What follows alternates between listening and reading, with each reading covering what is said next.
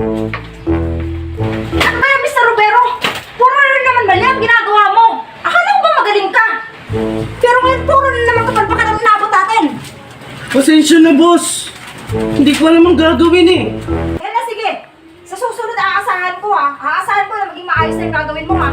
Oh, sige boss, sorry ulit. Hindi, walang sorry-sorry na sa susunod. Hi! Naalala ko na naman yung dati.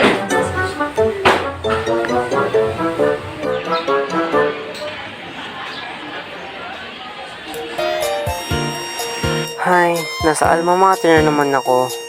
Mukhang maganda ang araw. Tsak maganda din ang mga mangyayari sa akin ngayong araw.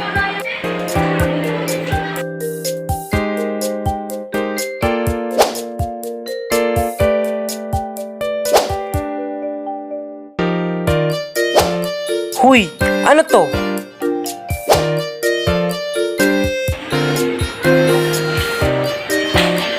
Ayoko na! Uy, pre! Gawin mo daw to, sabi ni ma'am. Pero ikaw ang... anak ng toko. Ayoko na! Noong nag-aaral pa lamang ako, palagi akong umaasa kay ChatGPT para sa mga sagot. Akala ko ay magaling na ako dahil dito. Sa una, ginagamit ko sa ChatGPT para lamang sa mga simpleng gawain tulad ng pagkuha ng impormasyon para sa mga assignment. Pero habang tumatagal, umaasa na rin ako dito.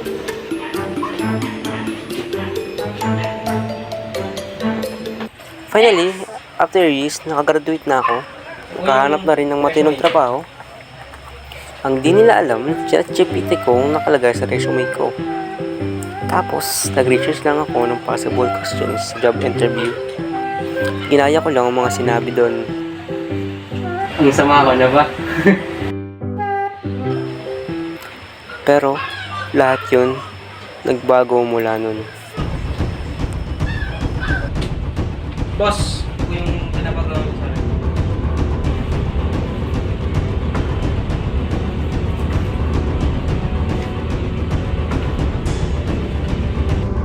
Teka lang.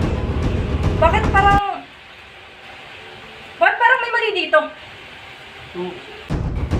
Ginawa mo ba ito sa ChatGPT? Hindi naman sa GPT ang ginagawin. Tingnan mo! Oh, tingnan mo na pakalalim ng mga words. Ayan, oh. Ang daming mali, oh.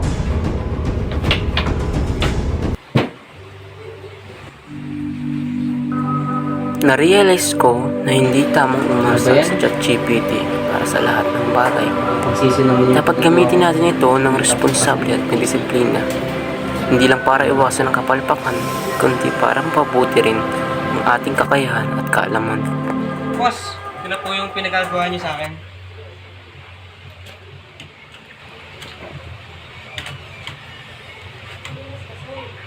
Aba, ayos na. Oh. Ay, magaling ka naman pala eh. Salamat po, boss.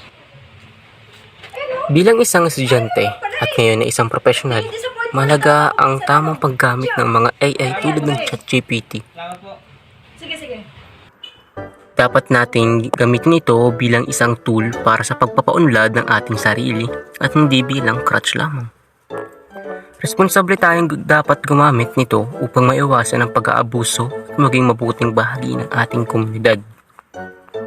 Kaya sa lahat ng mga estudyante at profesional diyan, tandaan natin na ang ChatGPT isang napakagandang kasangkapan, ngunit ang tamang paggamit nito ay nasa ating mga kamay. Gamitin natin ito ng may disiplina, responsibilidad at pagmamahal sa pagkatuto. Ano na naman to? Bakit parang galing na naman to sa ChatGPT? Mali eh! Tingnan mo nga! Ayun na naman sila. Wala na talaga pagbabago yan?